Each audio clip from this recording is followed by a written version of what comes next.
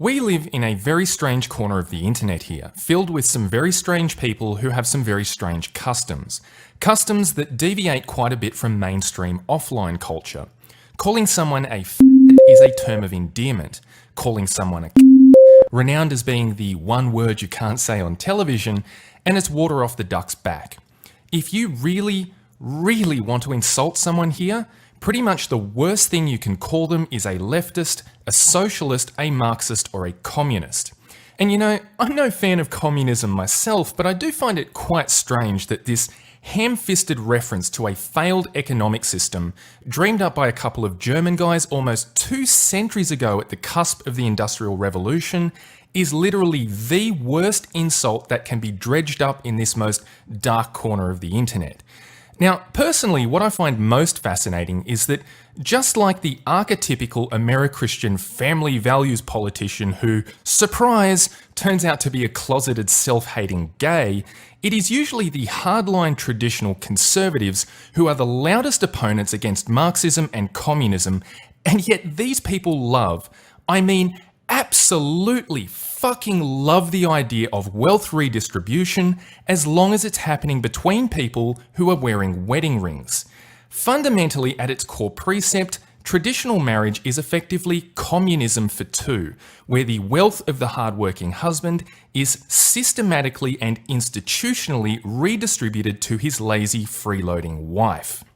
Consider that despite the so-called gender pay gap we keep hearing about from feminists, where women supposedly earn 77 cents on the dollar compared with men, we see those very same political feminist lobby organisations, seemingly unaware of the contradiction, bloviating about the fact that women are the most important customers in the modern marketplace because they control 85% of all consumer spending.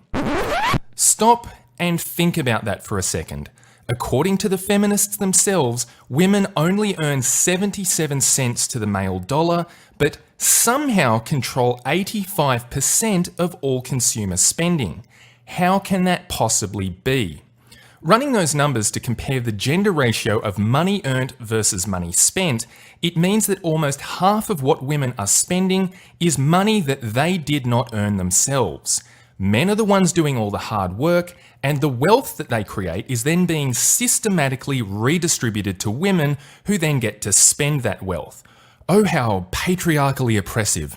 That to me really is one of the greatest ironies about this so-called manosphere, with all of its traditionalist MRA types running around like Henny Penny, bemoaning the government and the family court system. There seems to be an ever-present tension in the air about the terrifying possibility that their supposedly loyal and loving quote-unquote partners could pull the trigger and unexpectedly divorce rape them at any moment.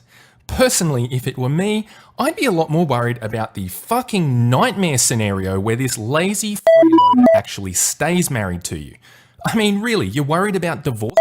Why? She's already taking more than half of your shit now, and you still don't get to see your kids because you're too busy working overtime to support another fully grown adult who's too lazy to get off her own fat ass and find a job. Don't believe me? Just take a look at the litany of articles bellyaching about the fact that women are financially worse off than men post-divorce. Yes, she is taking your hard-earned money in the divorce, and that's a real fucking shame. However, the numbers show that it's frankly nowhere near as much as she was taking while she was still married to you. But I digress. Equally fascinating to the economic numbers themselves are the flimsy excuses that these traditionalists make to themselves and others, trying to justify and rationalise away the inherent problems with this blatant socialist welfare sham that they call a marriage. Much like the aforementioned contradiction of the closeted gay family values politician, the rationalisation hamster of traditionalist family economics is equally fascinating when you consider the lengths they go to trying to shame and lambast other people outside of a marriage contract for engaging in the identical economic freeloading behaviour that their perfect little stay-at-home goddesses are engaged in. Take, for instance, the case of the single welfare mother, of right-wing traditional conservatives everywhere. Whenever I talk about this topic, I often see comments claiming that the problem isn't stay-at-home mothers, it's single mothers. And I have to ask, on what distinction can you possibly make that claim? No, really. As grown adults who can and will be measured by their own individual merits, or in this case lack thereof, exactly how do these two individuals actually differ? Because if we are talking in terms of quote-unquote career choice, then both of these women appear to have chosen the exact same pathway through life to ensure that there is a roof over their head and food on their table. Yes, this is so obvious that it shouldn't even need to be pointed out, but when you get down to the nuts and bolts of the issue, the business models of single motherhood and stay-at-home motherhood are functionally identical. Make babies, make money. Both of these women just spat a few kids out of their vaginas, and now these kids represent both of these women's proverbial free meal tickets. Let's not sugarcoat this. As individual adults who can be objectively judged on their own merits and achievements in life, both of these women are who have contributed equal amounts of sweet fuck all back to the economy, society, and human progress beyond the base biological process of simply creating a few more useless mouths to feed. The single welfare mother gets a bad rap, and justifiably so, but when you really stop and think about it, the stay-at-home wife is no better. Both of these women ultimately amount to nothing but lazy, freeloading welfare scum. The only significant difference between a single mother living in the ghetto and a traditional stay-at-home wife living in the suburbs is where her welfare check comes from. I mean, that really is the totality of both of these women's economic situations, career choices and achievements in life. Traditionalist mother, welfare mother, make babies, make money. Now, some of the criticisms I get when I discuss this topic are straight up fucking baffling to me. Like, Colttaine doesn't understand that children require care, even though I literally spoke at length about the objective income and free time benefits of shared parenting in the very video they're complaining about. I have never once said or even implied that children don't require care or parenting. I guess we could argue about the minutiae of that parenting, the exact amount of care required, to what age and by who, especially considering modern advances like washing machines, disposable diapers and baby formula, social changes like the availability of public education, as well as the fact that Western families today typically only have 2 or 3 kids as opposed to the 7 or 8 they used to have. All things considered, based on the actual facts, parenting has frankly transformed into a pretty fucking light duty over the last 100 years. But that's really a topic for another video, and frankly a topic that I have already covered ad nauseum. The reason I bring this up here is that getting past the minutiae of parenting to the core topic of economic dependency, I personally find it rather distasteful in and of itself, the way these traditionalists resort to using their own children as ideological meat shields to justify and excuse away any and all shitty behaviour displayed by their adult wives. Using your children as an excuse to abdicate the economic responsibilities of another fully grown adult is frankly disgusting to me. Yeah, for all of their moralising about sacred family bonds, whenever they get into an online argument, there they go waving their children around as nothing more than free meal tickets, which somehow justifies the buffet of unilateral mass economic parasitism that we see their adult wives engaging in. So let me set the record straight here. Despite some spectacular doing a fairly woeful job of trying to strawman my position, I am fully aware that children require a degree of care, and said as much in the very videos they pretend to debunk. Yes, children are dependents. I have never said otherwise. However, it does not logically follow that because that child is a dependent and that child came out of a specific then the adult owner of that vagina should therefore be entitled to complete lifelong economic dependency herself. Oh, won't somebody please think of the children is not a valid argument to justify this kind of adult freeloading, and the traditionalists fucking know it. They know it because, as I have already pointed out, these same traditionalists are very quick to call bullshit on the exact same economic freeloading behaviour when they see single welfare mothers engaging in it. But if we are being honest, if we are being really honest, there is no fucking difference at all. If we take this rough economic diagram of the traditional nuclear family complete with breadwinner husband, and we keep all of the other variables exactly the same but replace the husband with the government, from the perspective of the woman and her brood, nothing has functionally changed. She is quite literally in the exact same economically dependent situation with the exact same ideological justification underpinning it. Yes, won't somebody please think of the poor children's? The fact is that on a very fundamental level, this traditionalist excuse to justify the existence of stay-at-home mothers is the exact same reasoning behind left-wing political support for the government-funded women, infant, children programs that these very same traditionalists claim to fucking hate so much. The underlying ideology of both sides of the political spectrum is functionally identical. A lot of superficial disagreement and hyperbole plays out in the media, but the underlying position of both the political left and the political right is fundamentally the same. That is, because these women popped out a couple of kids, they are apparently now both entitled to an economic free ride for life. Left-wing social welfare, right-wing traditionalism, it is functionally the same shit as far as the female recipient of this free money is concerned. Make babies, make money. Once you can get past the superficial moral indignation of both sides, that is ultimately the shared business model of motherhood that both sides ultimately strive towards.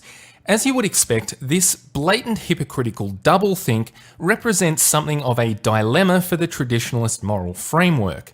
Frankly, I find it hilarious watching the desperate lengths that these people will go to trying to distinguish and distance the evil single mother from their own stay-at-home paragons of virtue.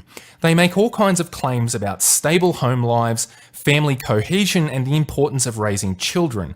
I've even seen some of these poor brainwashed cucks argue that the emotional state of simply loving your family is somehow comparable to the act of working 51 hours a week to actually support your family in a real, tangible way. Are you fucking kidding me, guy? The rationalization hamster of traditionalist values trying to find a non-existent difference between these two women is as hilarious as it is absolute crap. To start with, one of the worst kept secrets amongst the traditionalist clique is the fact that their precious stay-at-home mothers are actually horrendous fucking drug fiends. In the 60s and 70s, Valium pills were literally nicknamed mother's little helpers. Through the 80s and 90s, stay-at-home mummy's drug of choice was Prozac, and today the popular pathway to getting shit-faced is dexamphetamines. Good traditionalist women who spend their days high as fuck by stealing their children's Ritalin and Adderall prescriptions. And then there is the minor issue of fidelity. It is quite difficult to get a good, reliable statistic on the amount of cheating that actually goes on within society. Cheating is not something that people typically want to admit to, even in anonymous surveys. Nonetheless, some self-reporting surveys arrive at numbers as high as 1 in 5, which would make your odds of actually landing a faithful partner statistically worse than your odds playing Russian roulette. Now, if I had to make an educated guess, I'd say that the combination of boredom, loneliness, and, dare I say, contempt for an absent, bill-paying husband who's never home would lead to the rates of infidelity being much higher amongst the sorority of stay-at-home mothers.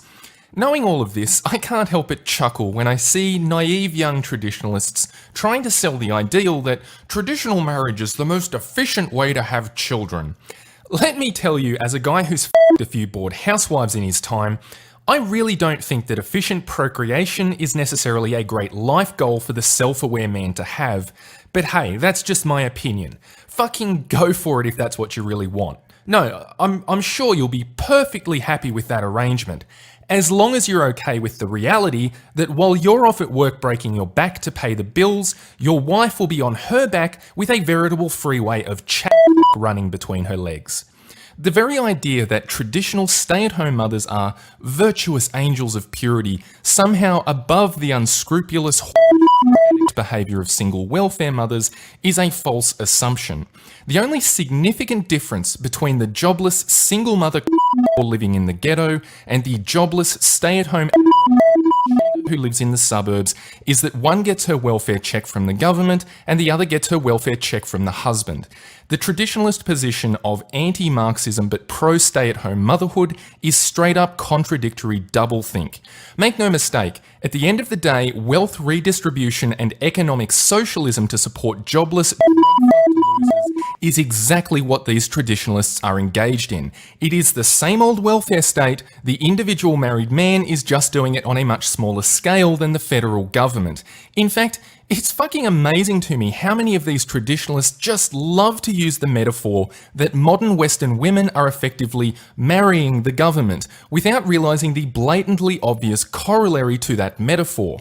If women can have their needs sufficiently met by quote-unquote marrying the government, then ipso facto, traditionally married men are ultimately little more than competing socialist welfare providers. As I said, the business models of single mothers and traditional mothers are fundamentally the same. Make babies, make money. You honestly think she gives a single shit about your sacred traditional vows? Wake up. To her, the marriage contract is nothing but business and the bottom line. Government welfare, marital welfare, it really doesn't matter. To the freeloading adult woman living in this situation, the only functional difference and ultimately her only concern is where her free money is coming from. And unsurprisingly, widespread social trends perfectly confirm this. As rental prices rise, women stay in bad relationships to survive. Oh, the poor darlings. There is no great feminist conspiracy to be found here. There's nothing more that needs to be interpreted into the subtext of this headline. It's all right there in plain English. A woman's level of commitment to the relationship is directly proportional to the free money that she is receiving. And if that welfare stream ever stops, she simply hits the eject button and finds a new social welfare provider. Unemployment can spell divorce for men, but not women. Well, gee, colour me fucking surprised. I'm sorry if any of you find these facts upsetting, but welcome to reality, gentlemen. To a woman, the marital contract is exactly that, a contract. Your traditional wedding vows are essentially just end-user terms of service.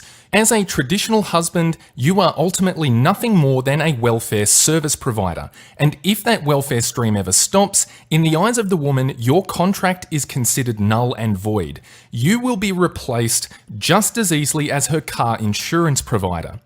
At this point, I have heard every flavour of cockamamie rationalisation and flimsy excuse trying to justify the existence of the stay-at-home wife. When you finally get past all of those rationalisations and excuses, I think a big part of the problem simply comes down to sex, the desperation of thirsty men. I suspect that somewhere deep within the warped mind of the traditionalist man, the only real distinguishing feature between the single welfare mother he and his own traditional stay-at-home wife that he vigorously defends is simply the fact that he occasionally gets to f*** one of them. From a wider objective perspective, there is really no tangible difference between these two women per se. They are both jobless, junkie who have scored an economic free ride by simply popping out a few kids. But to the individual traditionalist man in a marriage, is evidently a powerful motivator that encourages otherwise sensible men to ignore red flags, make bad judgments, and hold some truly ridiculous double standards. Just like Romeo drinking poison after knowing Juliet for only 3 days, the story of modern traditionalism is really just the age-old fable of a confused man unable to distinguish between the allure of sex and an otherwise shit economic deal that he politically rails against whenever he recognises other people engaging in the exact same thing.